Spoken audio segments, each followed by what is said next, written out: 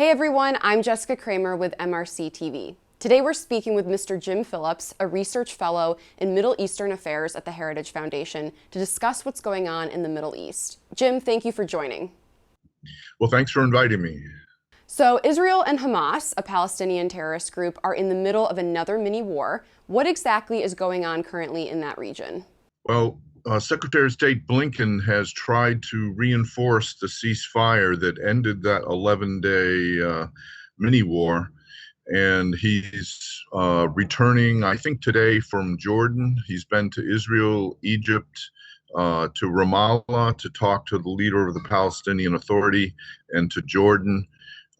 It does appear like the ceasefire is fairly stable, unlike some of the ceasefires that fail to end past conflicts, but the situation remains very tense. Well, how do you see this playing out? And also, what's America's role in this, in helping de-escalate tensions and bring about momentary peace? Well, I think this essentially was a lunge by Hamas to claim political control over Jerusalem. That is a threat not only to Israel, but to the Palestinian Authority, which Hamas seeks to overthrow. Unlike the Palestinian Authority that accepts the Oslo Accords and in fact was created by them, Hamas opposes any peace to Israel and remains committed to destroying Israel. It doesn't have the military power to do that, so it relies on terrorism, hiding among Palestinian civilians to shoot rockets at Israeli civilians. And in the short run, that may boost Hamas popularity among radical Muslims and anti-Israeli Arabs. But in the long run, that's just a recipe for continued misery for the Palestinian people.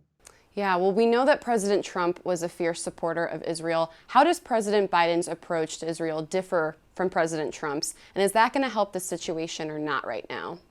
Well, unlike President Trump, who was had one of the closest, I think, personal relationships with Israeli leaders of any American president, the Biden administration has sought to distance itself from the Netanyahu government. It has yet to appoint a U.S. ambassador to Israel, although there is news that they may be close to nominating someone now. And I think that distancing only encouraged Hamas and other Islamist extremists to try to drive a wedge further between Washington and Jerusalem by launching this war. Well, we also have been seeing a lot of attacks on Jews, especially here in the United States, as well as all over the world because of this conflict. President Joe Biden has condemned these attacks, calling it, quote, despicable. But many Democrats have come out as very pro-Palestine. So is this mixed messaging making things worse? I think it could make things worse if Hamas and other extremists see this as redounding to their benefit, which in fact it will. If the left wing of the Democratic Party manages to influence the Biden administration's policy towards Israel, that is very bad news, not only for Israel and for the prospects for peace in the long run, but I think that's bad news for American foreign policy. I agree.